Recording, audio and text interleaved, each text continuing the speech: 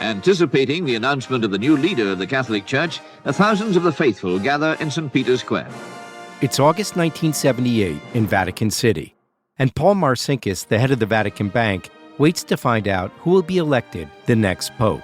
The traditional white smoke issuing from the building announces that a pope has been elected. Marcinkus has attracted a lot of attention lately. The Italian press has been writing articles about a vast financial scandal involving his bank. There are rumors that he will lose his job, but that decision will be made by this guy. Cardinal Albino Luciani, Patriarch of Venice, a man of humble origins. He has chosen the papal name of John Paul I. Albino Luciani was the former bishop from the mountains of northern Italy who preached charity to the poor, and Marcinkus had dealt with Luciani.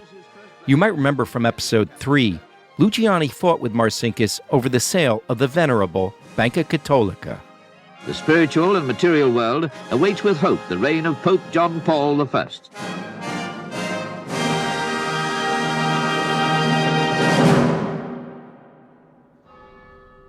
"33 days later, 65-year-old Pope John Paul I woke at 4:30 a.m.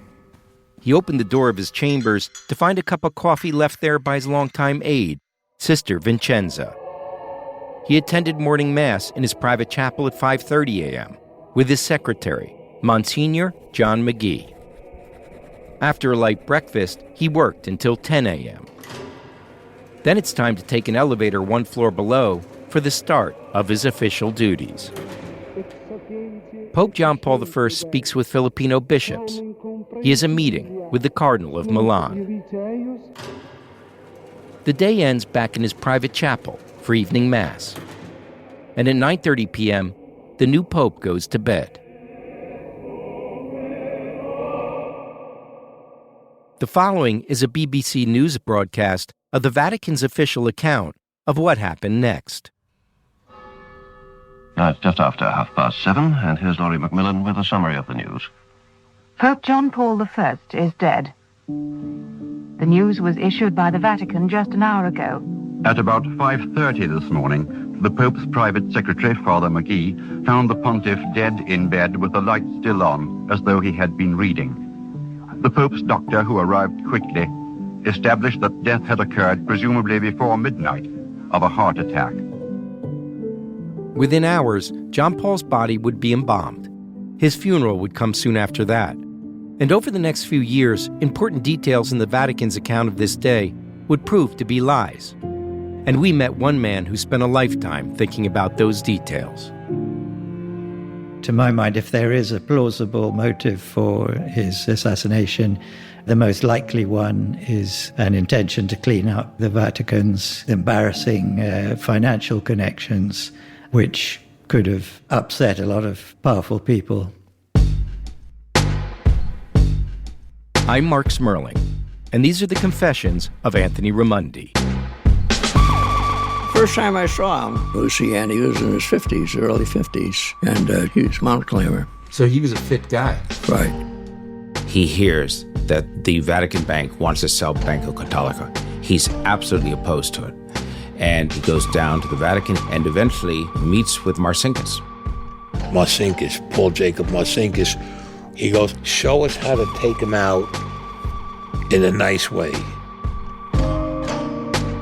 Marcinkus earned a new enemy. Little did he know that that new enemy would eventually become a pope. Luciani was contemplating cleaning up the Vatican Bank. Well, obviously he passed away before he was able to do it. He only lasted 33 days. The John Paul struggle for the poor cost him his life.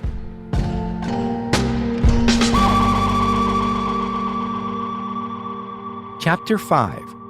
Wisdom. There are a lot of theories surrounding the death of Pope John Paul I. We've already heard one of them from our Brooklyn gangster, Anthony Ramundi. But now we're going to put Anthony's story aside and let someone else talk. Someone who was there back then and who actually investigated the Pope's murder. A journalist and expert on the Vatican by the name of Philip Willen. My introduction to this subject matter came when I was starting out as a freelance journalist in Rome. In the early 1980s, Philip was just starting his career, and he was looking for a story to tell. I must have been in my early 20s, I guess. One day, he found himself looking for a job on the bulletin board in the Foreign Press Club in Rome when something caught his eye. David Yallop put an announcement saying that he was looking for somebody who spoke Italian and English who could assist him with his research for the book that he was setting out on. David Yallop was a British journalist who wrote popular books about true crime and conspiracies. Philip applied for the job, and a few days later, Yallop reached out to schedule a meeting. We met at a bar on the Piazza Barberini and chatted for a long time over cups of coffee. He would order double espressos, and because we kept talking for a long time, I had numerous single espressos. So I suffered from severe insomnia the night after that. Something else that might have contributed to Philip's insomnia was learning about the subject of Yallop's book. Investigating the hypothesis that the Pope had been murdered. And obviously, I had to agree that I was prepared to investigate in that direction. But when I started the research for Yallop, I was very skeptical.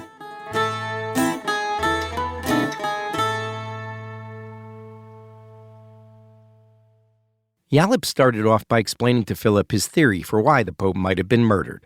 And it had to do with a Sicilian banker named Michele Sindona. Michele Sindona, an influential, powerful financier, was once one of the richest men in Europe. You had the emergence of Michele Sindona with mafia ties and an eager supporter of the anti-communist cause in Italy. He owned holding companies in Liechtenstein and Luxembourg and banks in Italy, Switzerland, Germany, and New York. At one point, Sindona was thought to be worth $500 million. He seems to have increasingly developed his contacts with people responsible for Vatican finances, becoming close to Archbishop Paul Marcinkus, the American archbishop who becomes the head of the Vatican Bank. In fact, Michele Sindona and Paul Marcinkus shared a common goal: to keep communism at bay. The Italian Communist Party emerged as a very powerful political force, threatening to come to power through the ballot box and becoming the biggest communist party in the Western world. But there were powerful people in Italy determined not to let that happen. Italians called this era the Years of Lead. The violence and the killing is the work of extremist political groups, mostly of the left, but also of the right, and splinter groups from all directions. The trail of violence began with the firebombing of industrial executives' cars, escalated to kneecapping of politicians and journalists, then kidnapping and murder. Archbishop Paul Marcinkus, he's a natural recruit for the anti-communist crusade because his family are from Lithuania, a country under Soviet rule and where obviously Catholics would be subject to oppression.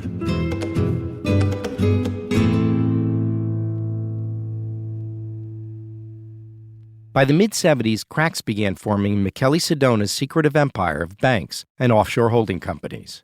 And his troubles began when news broke in New York City that one of his U.S. banks was bankrupt. Franklin National, the 20th largest bank in the country, went bankrupt today, the largest bank failure in the nation's history. Sindona kept an apartment in the luxurious Pier Hotel in Manhattan, and he was arrested nearby.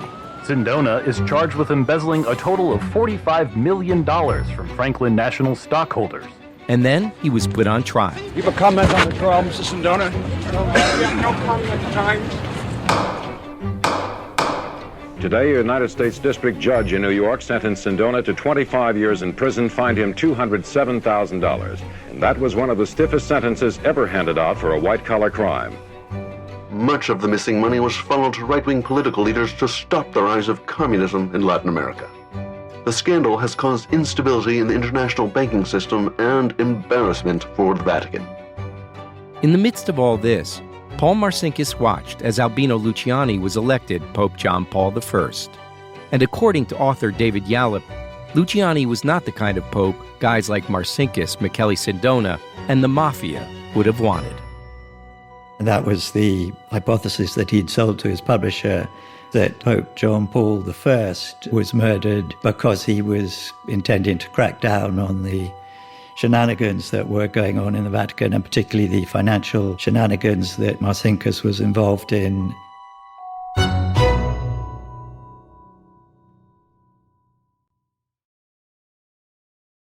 A few years after the Vatican announced the death of Pope John Paul I, a young Philip Willan joined author David Yallop in his investigation. And right away, Willan started running into problems with the Vatican's account of how the Pope's body was found. At about 5:30 this morning, the Pope's private secretary, Father McGee, found the pontiff dead in bed with the light still on, as though he had been reading.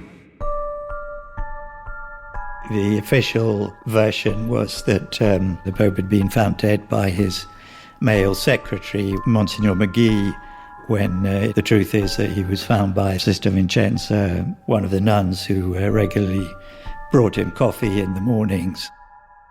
The Vatican later admitted that they lied, but they said they had a reason for lying. In order to allay the suspicion that a nun might have entered the Pope's bedroom, but that contradiction between the facts of Sister Vincenza helped to create suspicion surrounding the death, suspicions that they were trying to cover up something major and untoward. To find out if the Vatican was trying to cover up something major and untoward, Philip requested an interview with Sister Vincenza to see what she remembered about the morning she found the Pope's body. She obviously was a key figure in the reconstruction of what had happened, and I called the convent that she was living in at that time, which was somewhere in the mountains in the north of Italy, and I was told that she wouldn't speak to the press, so there's no point in my coming to try and interview her. After hitting that dead end, Philip went to see the man the Vatican had originally said found the Pope's body, his secretary, Monsignor John McGee. I made contact with McGee, and then he agreed with some reluctance to speak to me, and I went and interviewed him in an office in the Vatican. He seemed very tormented in talking about the circumstances of the Pope's death, very sort of conflicted about what had happened and not very forthcoming. And my impression after the conversation with him was that he was holding back some terrible secret, such as that the Pope had been murdered. The Pope's doctor, who arrived quickly, established that death had occurred presumably before midnight of a heart attack. The Vatican had said that Pope John Paul died of a heart attack, so Philip went to talk to the Pope's doctor. He had visited John Paul I in the Vatican to check up on his health situation, and his way of expressing his view of the Pope's health at that point was non sta bene, sta benone. He's not well, he's very well. Finally, Philip started reading news reports from around the time of the Pope's death. That's when he stumbled across an interview with the Vatican embalmers. September 29, 1978, the Italian National Associated Press Agency. The two Signoracci brothers, Ernesto and Arnaldo, were awoken this morning at dawn, and at 5 were collected from their homes by a Vatican car which took them to the mortuary, where they began the operation.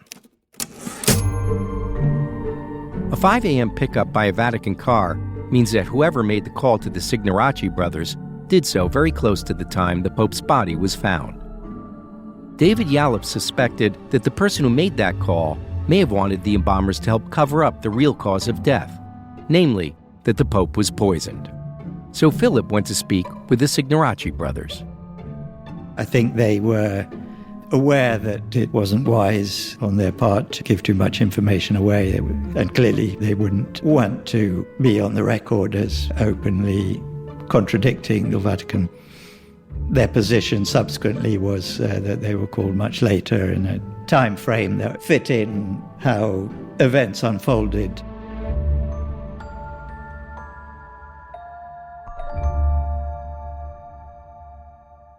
At the stage when we were completing the research, I thought that possibly something really, really grave, possibly even that the Pope had been murdered, That seemed to me to be surprisingly believable at the time.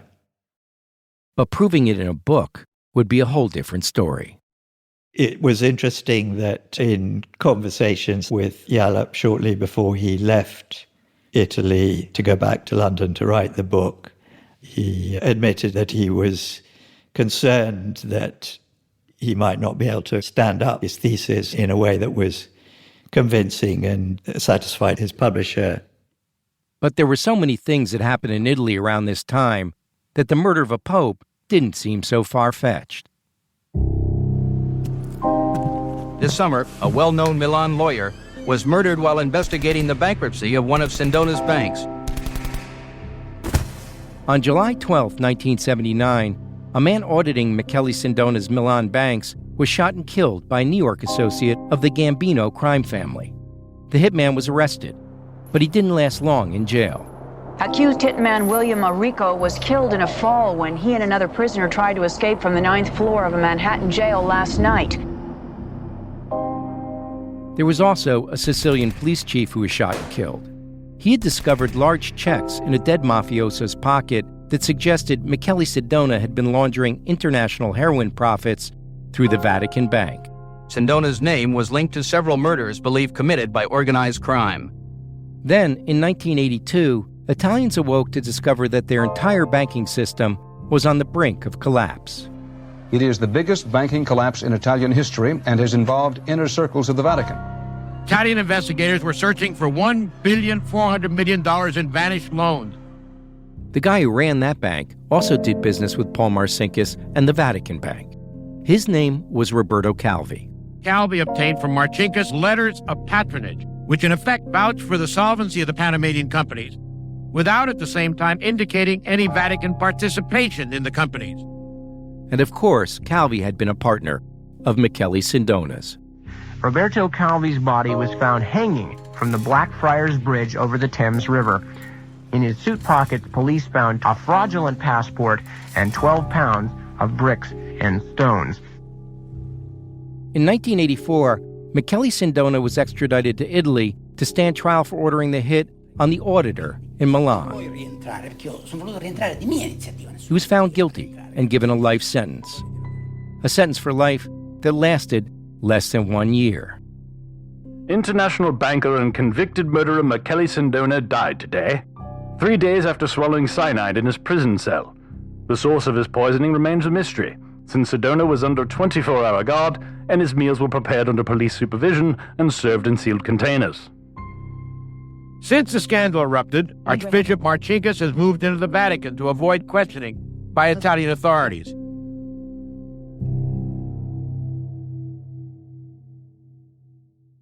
Not just in America, but in a dozen other countries this summer, publishers are anxiously hoping this is what you'll buy to read on the beach. David Yallop called his book In God's Name. In it, he claimed that the Pope could have been murdered by poison, and he named Michele Sindona and Paul Marcinkus as suspects. Because they've printed 500,000 copies of the book, which makes the sensational claim that Pope John Paul I was murdered. At the Vatican, official spokesman called the suggestion that John Paul I was murdered imaginary and absurd. In God's Name spent 15 weeks on the bestseller list and was translated into more than 30 languages. More than 6 million copies were sold. And the story told in Yallop's book eventually found its way to Hollywood. Don Corleone, my gift was to be able to persuade people to give to the Holy Church. 6 years after Yallop's book came out, a highly anticipated movie hit the theaters, The Godfather 3, the long-awaited final chapter to the story of the Corleone family. Then Rome decides to put me in charge of the Vatican Bank.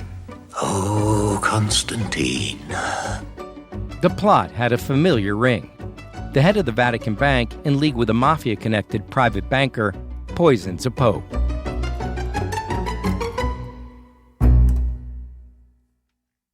The impact of the book was very significant at the time. I mean, it was a worldwide bestseller, and obviously being absorbed into The Godfather 3, it reaches an even wider audience. Yeah, I guess it's kind of molded the popular view of the Vatican in countries around the world. For Philip, working on In God's Name marked the beginning of a successful career reporting on the Vatican. And as he learned more about the church's inner workings, he came to question the book's conclusion.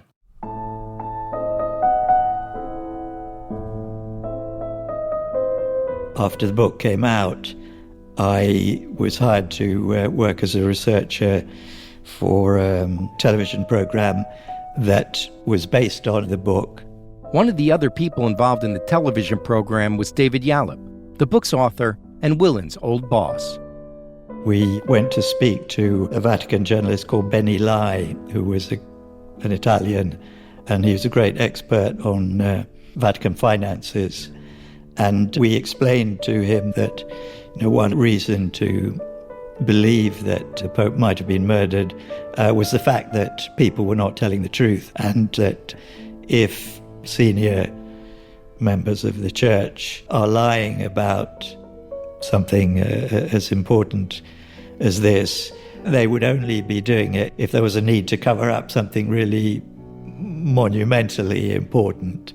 And Benny Lai, he said they lie every day as a matter of routine.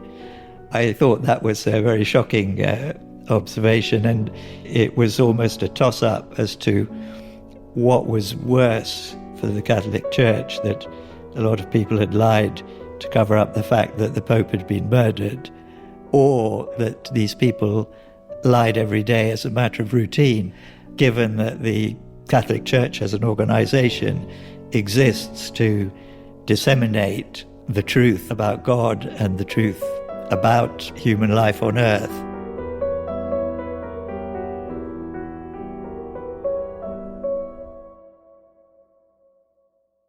While In God's Name enjoyed huge success, Paul Marcinkus was still hiding from Italian authorities inside Vatican City. An Italian arrest warrant was issued for an American archbishop, Paul Marcinkus, who heads the Vatican Bank. He is accused of participating in the 1982 collapse of an Italian bank triggered by $1.3 billion in loans to dummy corporations. Marcinkus has repeatedly denied any wrongdoing in the case. Italian police staked out the Vatican gates. They even kept an eye on Marcinkus' favorite golf course in Rome, trying to arrest him and finally get answers to their many questions. But that didn't happen. Eventually, the charges against Marcinkus were dropped, and he was removed as head of the Vatican Bank. After a number of years, he then retired and moved back to the United States and settled in Sun City in Arizona, living in a small bungalow on the edge of a golf club where he could continue to play golf, which was a sport that he'd always been very keen on. And there are these contrasting pictures of him as the golf-playing, whiskey-drinking, cigar-chomping possible murderer of John Paul I. Doesn't square with the accounts that I've read of him as a really devoted, faithful Catholic priest. So as far as I'm concerned, he remains an enigma. After talking for hours, I had one final question for Philip.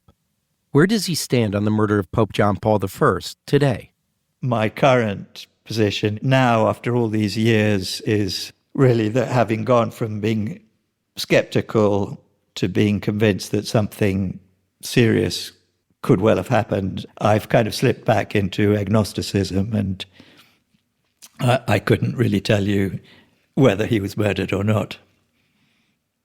I mean, the one thing that I would be keen to avoid is giving the idea that I endorse the conspiracy theory myself today, and particularly that I endorse in any way this crazy man who claims to have participated in the conspiracy himself. This crazy man Philip is referring to is, of course, our Brooklyn gangster, Anthony Raimondi. I was contacted, I think, quite a long time ago by somebody else who'd interviewed him, and they sent me a recording of what he was saying. You know, if you want to carry out disinformation, you need to blend some true elements and some false elements and create a situation of complete confusion. You can keep the truth at bay by putting out these concoctions of blended truth and fabrication, and that will help to bury the truth even more deeply for the rest of time. And it seems to me that maybe that is the intention. So that would be important for me, that should be clear from your podcast. Philip sums up Anthony's story about the murder of Pope John Paul I quite succinctly. Yes, it's a subject for the psychiatrists.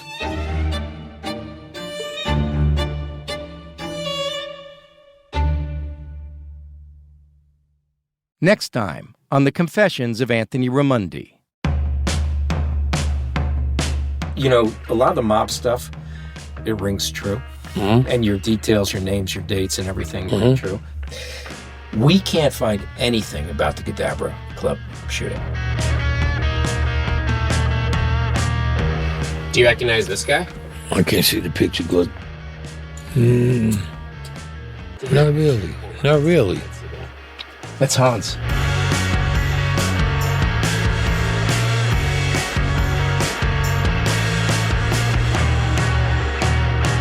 The Confessions of Anthony Raimondi is a USG Audio and Truth Media podcast in partnership with Clockwork Films. The show is produced by Alexa Burke, Kenny Cusiak, and Kevin Shepard. Zach St. Louis is our senior producer. Marc Smerling, that's me, is your host and story editor. Executive producers are Josh Block from USG Audio, Jamie Cohen, Naomi Harvey, and Rob Huxley from Clockwork Films, and me, Marc Smerling. Scott Curtis is our production manager. Production support from Josh Lalongi at USG Audio. Fact-checking by Dania Suleiman. Sound design by Alexa Burke. George Drabing Hicks did the mix. Music by Universal Production Music, Marmoset, and Kenny Cusiak. Our title track is Big Fish by Kenny Cusiak. Legal review by Linda Steinman and Abigail Everdell at Davis Wright Tremaine. If you've enjoyed The Confessions of Anthony Raimondi, leave us a review on iTunes. It really helps other people find the show. And thanks for listening.